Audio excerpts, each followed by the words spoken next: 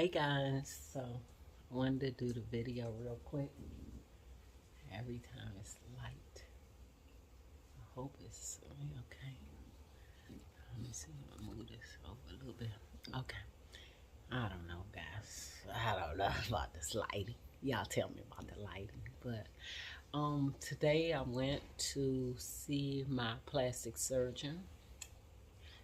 My surgery is March the 25th. But unfortunately, I am interested in a surgery that this plastic surgeon does not do.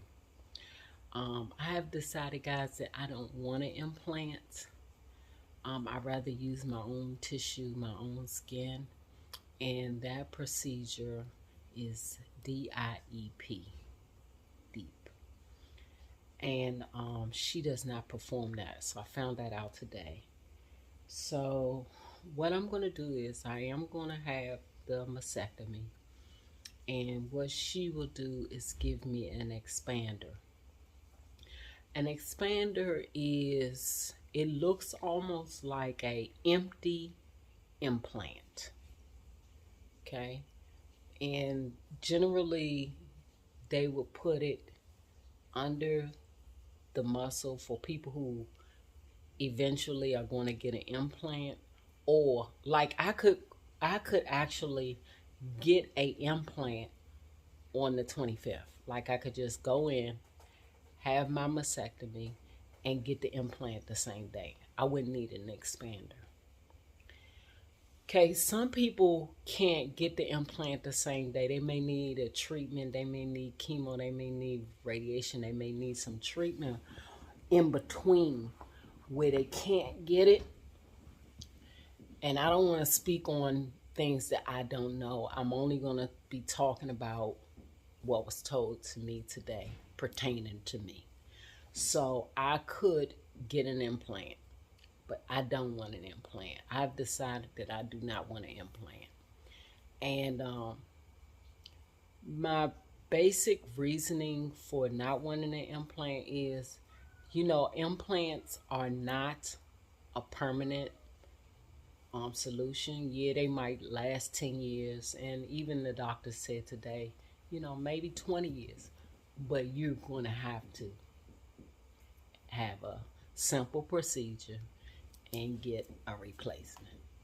I don't want an implant, guys. I just don't want it. So I want the deep flap, and she doesn't perform it, as I stated earlier, but she does know a surgeon who does perform it. And so she'll get me in contact with that person. So but I am going to have the mastectomy, the double mastectomy, and then she will put in an expander. The usual way that they do the expander is that they put it behind the muscle, and then over time they fill it, because this one has like a little hole in it, and they fill it with the saline, to try to get whatever cup size you want to get, okay? And this is a temporary thing, okay? And it also stretches the skin. So I am going to get that, but mine's is not going to be, mine's is going to be on top of the muscle, so that when I have my deep surgery, the muscles haven't been stretched, they haven't been tampered with or things of that nature. And so what I'm being told is it'll be a little less painful, like once you're home, having it on top than it is underneath. So I'm going to try to put up a picture. I did see the expander. I touched it. I touched the implants. I'll show you a picture of that. And so that's what I'm going to get, guys.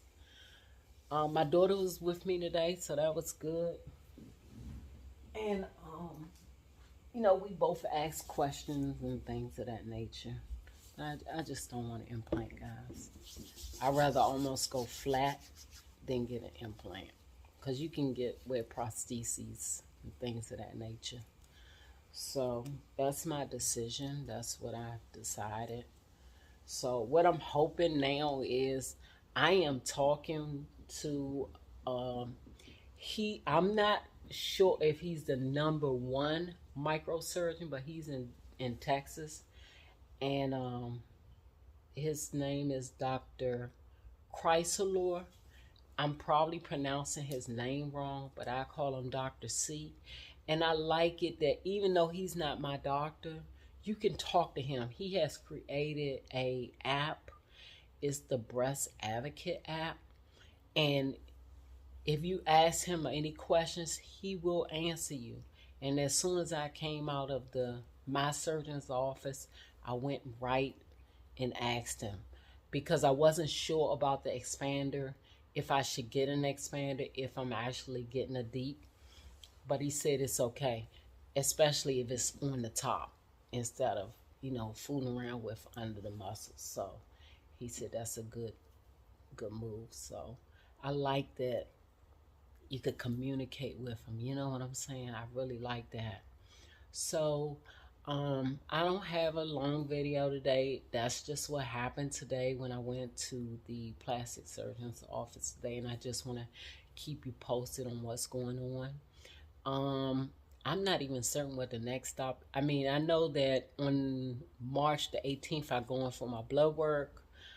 She did tell me today that I need to stop my Ozempic 2 weeks in advance.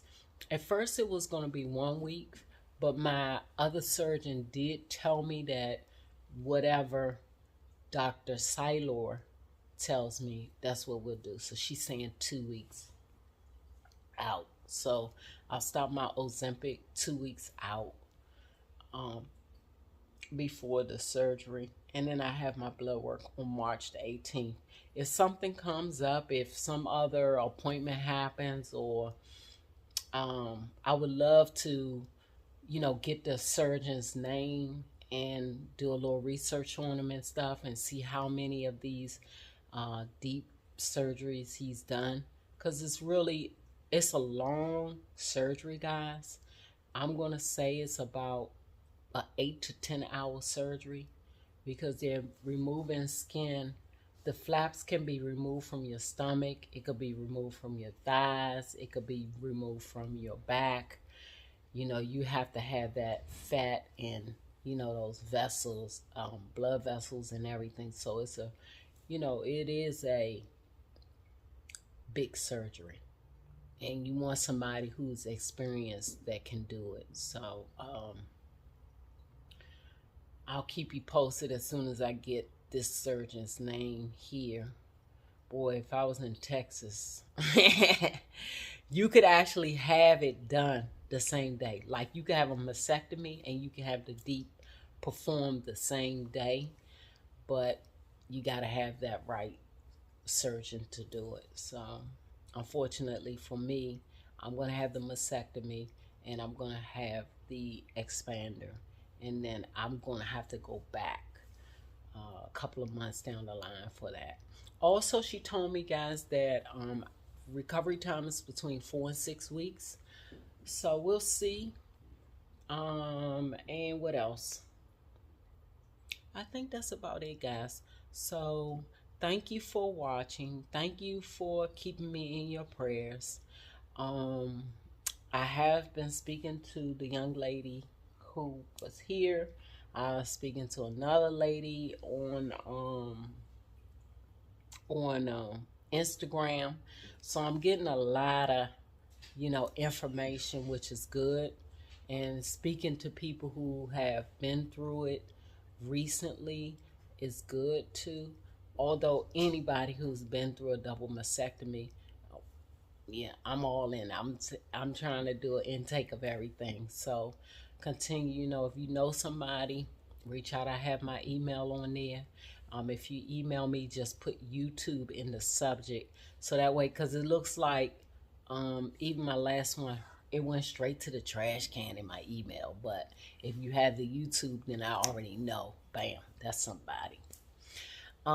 So that's about it, guys. Everybody have a good evening. Continue to hit that like button for me. And if you haven't subscribed, I hope you will subscribe and follow my journey. Bye.